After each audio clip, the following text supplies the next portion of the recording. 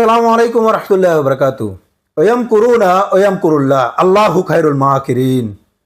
জালেমরা আল্লাহর বিরুদ্ধে কি করে থাকেন? ষড়যন্ত্র করে থাকেন। আল্লাহ নিজেও কি করেন? কৌশল অবলম্বন করেন, কারণ আল্লাহ হচ্ছেন সর্বশ্রেষ্ঠ কৌশলী। আপনারা সবাই অনেকে এই ভিডিওটা দেখছেন। এই ভিডিওটা কোথায় জানেন? এই ভিডিওটা হচ্ছে ঢাকা বিশ্ববিদ্যালয়ে কলা বিভাগের ডিএনএর অফিস কক্ষের একটা ভিডিও। ছাত্র ভাইরা সবাই মিলে ডিএনএর অফিস কক্ষে ঢুকে কোরআন তেলাওয়াত করছে। এটা করার কারণ কি জানেন? এটা করার কারণ হচ্ছে ছাত্র ভাইরা অতীতে একটা রমজান মাসে তারা কি করছিল?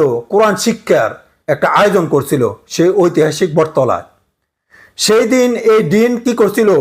তাদের ওই প্রোগ্রামটাকে, কোরআন শিক্ষা প্রোগ্রামটাকে সেই দিন কি করছিল? বন্ধ করে দিয়েছিল। তাই ছাত্র ভাইরা আজকে এই কাজটা করছে। রাসূল সাল্লাল্লাহু আলাইহি সাল্লাম বলেন, খায়রুকুম মান তাআল্লামাল কুরআনা ওয়া আল্লামাহু। তোমাদের মধ্যে সর্বোত্তম ওই ব্যক্তি যে নিজে কোরআন শিখে এবং অপরকে কি কোরআন শিক্ষা দেয়। দিন চাইছিল কি? ওই দিন তাদের ওই প্রোগ্রামটাকে বন্ধ করে দিয়ে সে চাইছিল কি? কোরআনের আলোকে নিভিয়ে দেওয়ার জন্য, ইসলামের আলোকে নিভিয়ে দেওয়ার জন্য। অথচ আল্লাহ তার আলোকে আজকে কি করে দিয়েছেন? নিভিয়ে দিয়েছেন।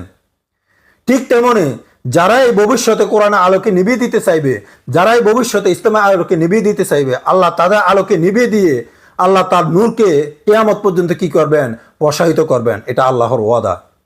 আল্লাহ তাআলা পবিত্র কোরআনে সূরা সফের ৮ নম্বর আয়াতে বলেন, তারা কি মনে করে তাদের ফুৎকার দিয়ে আমার নূরকে নিভিয়ে দিবে?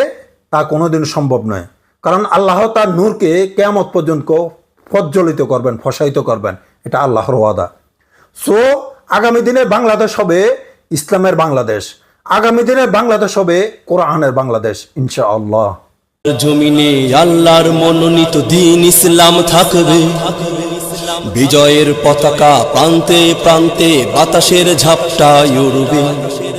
আল্লাহর জমিনে আল্লাহর মনোনীত দ্বীন ইসলাম থাকবে, বিজয়ের পতাকা প্রান্তে প্রান্তে বাতাসের ঝাপটা